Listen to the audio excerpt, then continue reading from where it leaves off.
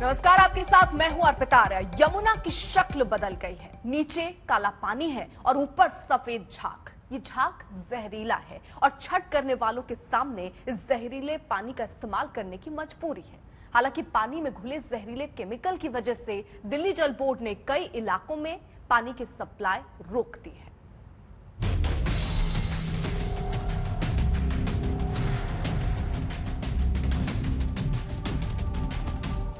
ये ना तो ग्लेशियर है, ना बर्फ की चादर, ना बर्फ का गोला और ना साफ सुथरी कुदरत की कोई नेमत। ये सफेद जहरीले झाग का समंदर है। इंसानों की पैदा की गई वो जहरीली मुसीबत है जिसने इस वक्त दिल्ली में यमुना को अपनी चपेट में ले रखा है। यमुना ऐसे वक्त में इस सफेद जहरीले झाग के शिकंजे में है जब देश की राजधानी में छठ करने वाले नदी का रुख कर रहे हैं। डीडीएमए ने कोरोना की वजह से घाटों पर छठ की इजाजत नहीं दी है, मगर नहाय खाए से पहले लोग यमुना में इस खतरनाक केमिकल वाले झाग से नहा रहे हैं। यही नहीं, छठ व्रत के लिए भी यहीं से पानी ले जा रहे हैं। हमारे लिए कुछ नहीं है सर, हमारे लिए पवित्र है। कोई प्रदूषण नहीं है हमारे लिए, ना कोई बीमारी है ना कुछ है। हमारे लिए पवित्र है। ये हमारे जो बीमारी अंदर होते हैं ना वो भी ये दूर करते हैं।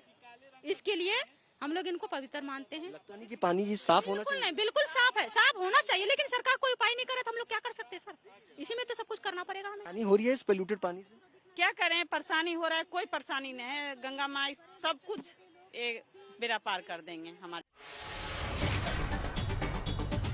छठ पर्व के नहाय खाए के लिए यमुना के इस खतरनाक झाग वाले पानी में ली गई डुबकी सेहत के लिए कितनी हानिकारक हो सकती है, ये इस वक्त यमुना के इसी पानी में मिले अमोनिया और फॉस्फेट के लेवल और उनसे होने वाले नुकसान से समझा जा सकता है।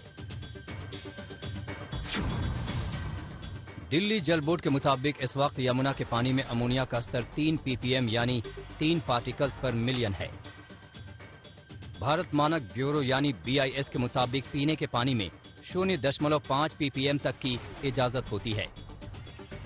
इस वक्त ये 6 गुना हो चुका है। और मुसीबत इतनी ही नहीं, पानी को साफ करने के लिए जो क्लोरीन उसमें मिलाया जाता है वो अमोनिया के साथ मिलकर क्लोरमाइन बनाता है, जो सेहत के लिए नुकसानदेह होता है। लिहाजा सोनिया विहार, भागीरथी, वजीराबाद, चंद्रावल और ओखला वाटर ट्रीटमेंट प्लांट में इस सफेद झाग की वजह से ट्रीटमेंट और सप्लाई प्रभावित हुई। है कालिंदी कुंज के पास ओखला बैराज पर, जहां पर आपको मैं हमारे कैमरामैन शगुन को बोलूंगी थोड़ा कैमरा घुमाकर पैन करके दिखाएंगे कितना तो यहाँ पर पानी में झाग है। और पानी जो इटसेल्फ है कितनी बुरी तरह से काला भी है, उसमें बदबू भी बेहद है और उसमें कूड़ा भी बहुत सारा है। तो ये साफ तौर पे दिख रहा है हमको कि पानी की सफाई को लेकर कुछ ढंग से काम नहीं हो पा रहा है। ये जो झाग है ये फॉस्फेट्स की वजह से आते हैं, जो कि डिटर्जेंट से, डाइंग फैक्ट्रीज से, टाई एंड डाई फैक्ट्रीज वगैरह से निकलते हैं। और ये अभी नया फिनोमेना नहीं है, ये आज क्योंकि ये पूजा हो रही है इसलिए हमें और ज्यादा स्टॉकली दिखाई दे रहा है। यमुना में ये सफेद झाग कई तरह के केमिकल की वजह से पैदा होता है। सेंट्रल पोल्यूशन कंट्रोल बोर्ड के मुताबिक रंगाई उद्योग धोबी घाटों और घरों में इस्तेमाल होने वाला डिटर्जेंट इसके लिए जिम्मेदार है। इनकी वजह से पानी में फॉस्फेट का स्तर बढ़ जाता है। वहीं दिल्ली जल बोर्ड के उपाध्यक्ष राघव चड्ढा की माने तो यमुना का ये हाल हरियाणा से छोड़े जाने वाले औद्योगिक कचरा की वजह से हुआ है। यमुना में ये सफेद झाग अक्सर दिवाली और छठ के दौरान देखने को मिलता है। दरअसल इस दौरान सरकारी दफ्तर बंद रहते हैं और यमुना में केमिकल या कचरा डालने वालों को मनमानी का मौका मिल जाता है और यही मनमानी यमुना के पानी को जहरीला बना देती है। अनिशा माथुर के साथ सुशांत मेहरा, दिल्ली आज तक। दिल्ली में छठ पर्व को लेकर सियासत लंबे समय से जारी थी। दिल्ली सरकार ने छठ मनाने की इजाजत तो दे दी, मगर यमुना किनारे छठ मनाने पर पाबंदी है। इसके बावजूद बीजेपी सांसद मनोज तिवारी और परवेश वर्मा यमुना किनारे पहुंच गए। दोनों ने केजरीवाल सरकार पर निशाना साधा तो दिल्ली सरकार के पर्यावरण मंत्री गोपाल राय ने दोनों पर पलटवार किया।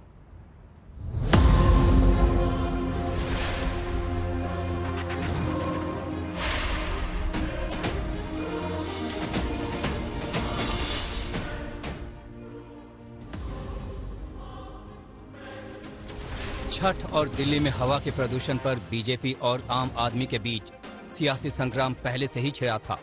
यमुना में छठ से पहले झाग के इस सैलाब ने सियासी आग को और भड़का दिया।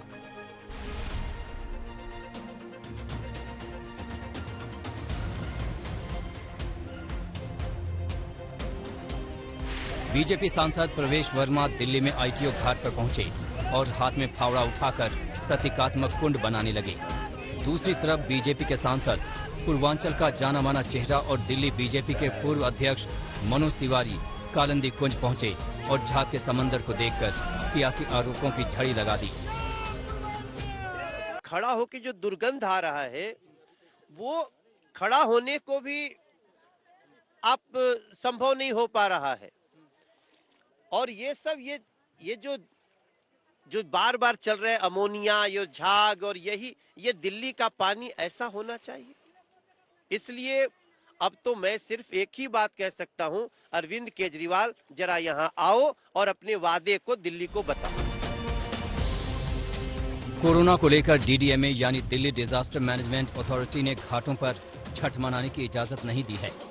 डीडीएमए एलजी के तहत काम करती है, लेकिन बीजेपी केजरीवाल सरकार को ही कोस रही है। उनका कहना है कि पहले तो केजरीवाल सरकार ने छठ को पूरी तरह प्रतिबंधित कर रखा था, अब वो लोगों को घाटों पर आने देना नहीं चाहती है। इस आरोप का जवाब दिल्ली के पर्यावरण मंत्री गोपाल राय ने दिया। आप देखिए, दिल्ली का एक्यूआई 990 तक पहुंच रहा है। हवा मतलब जहरीली है, पानी जहरीला है। आस्था के चलते लोग यहाँ पे आकर खड़ा होने को मजबूर है।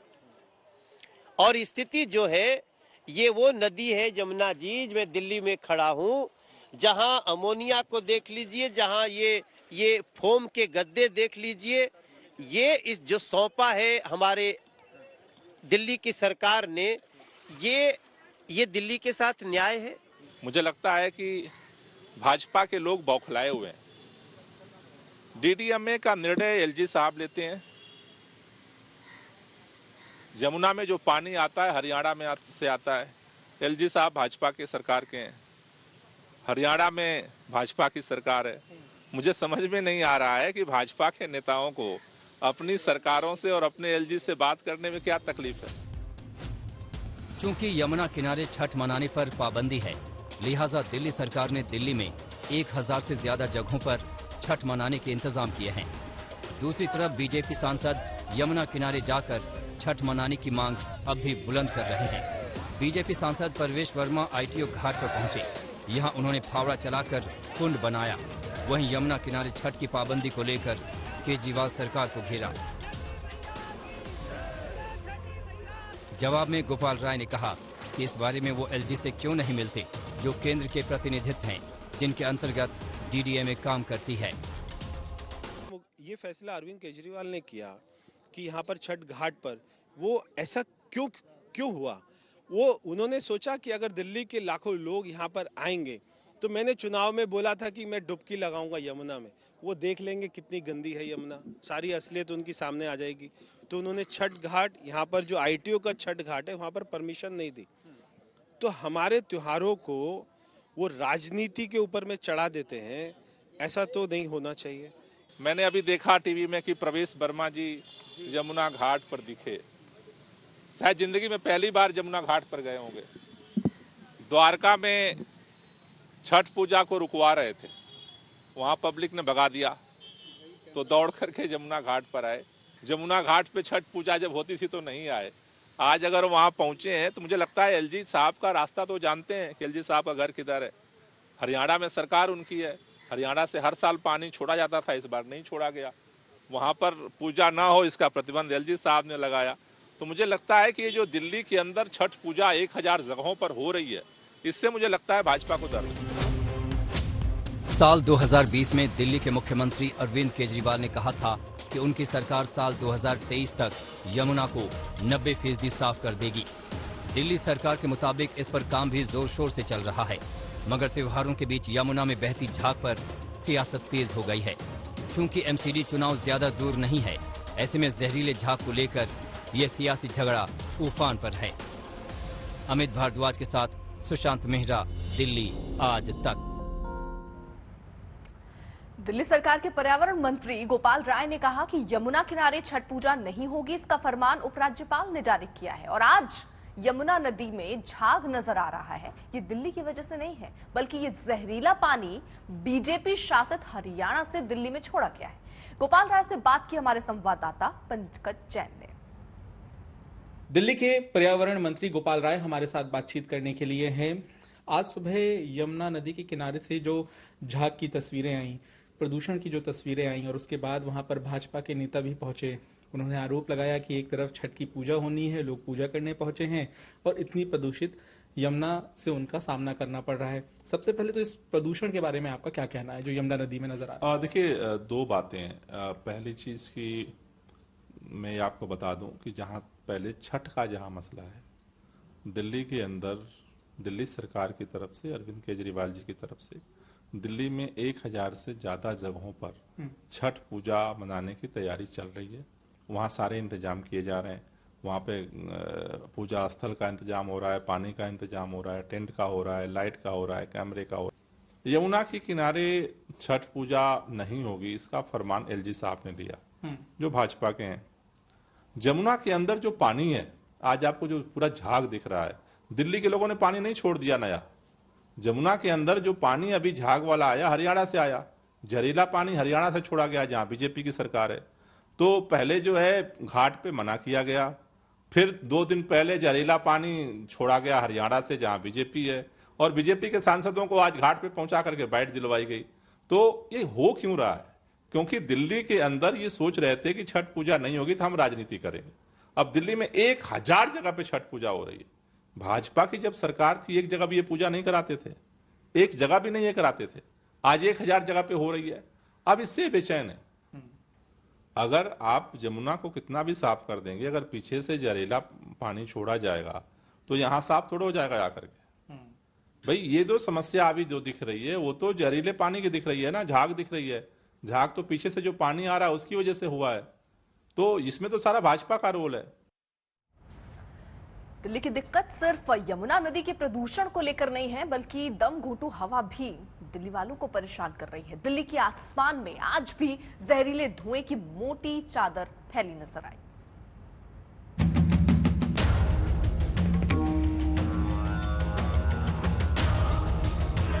दिल्ली की हवा फिर खराब है। दिवाली से जो सिलसिला शुरू हुआ वो 4 दिन बाद भी थमने का नाम नहीं ले रहा।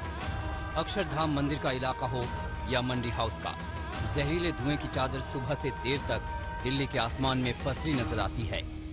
एनसीआर की हवाओं में जहर घुल चुका है और जहर अब भी बरकरार है। इस वक्त हम दिल्ली के अक्षरधाम मंदिर पर मौजूद हैं और हम कोशिश करते हैं अपने कैमरे के जरिए कि आपको अक्षरधाम मंदिर दिखाएं। हालांकि साफ साफ जो अक्षरधाम मंदिर है वो आपको नजर नहीं आएगा और इसकी वजह है बढ़ता प्रदूषण का स्तर। हालांकि कुछ धुंध भी है, लेकिन इसमें ज्यादातर जो है वो प्रदूषण है। दिल्ली के एयर क्वालिटी इंडेक्स की बात करें तो 432 के पार है, यानी बहुत ही घटिया श्रेणी में आता है। दिल्ली में आज सुबह औसत AQI यानी हवा का गुणवत्ता स्तर 432 रहा, यानी खतरनाक। ये कितना खतरनाक है इसे इस बात से समझिए कि AQI 50 से 100 तक ही अच्छा माना जाता है। 400 के बाद का स्तर बेहद खतरनाक माना जाता है, यानी दिल्ली की हवा खतरनाक रूप से प्रदूषित है।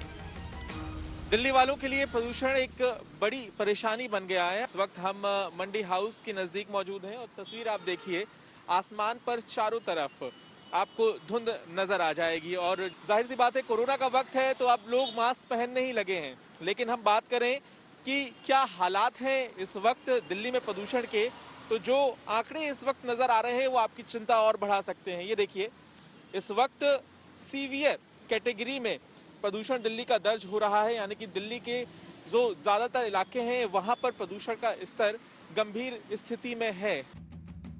ऐसी उम्मीद जताई जा रही थी कि तेज हवाओं से दिल्ली के वातावरण में छाए प्रदूषित धूल के बादल छंट जाएंगे, लेकिन ऐसा नहीं हो पाया। दिन निकलने तक धुंध बना रहा।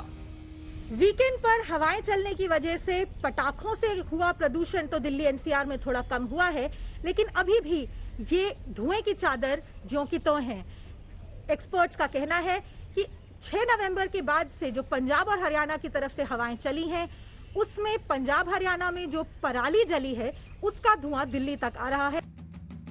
दिल्ली को जहरीली वायु प्रदूषण से बचाने के लिए दिल्ली एनसीआर में पटाखों पर बैन लगाया गया था।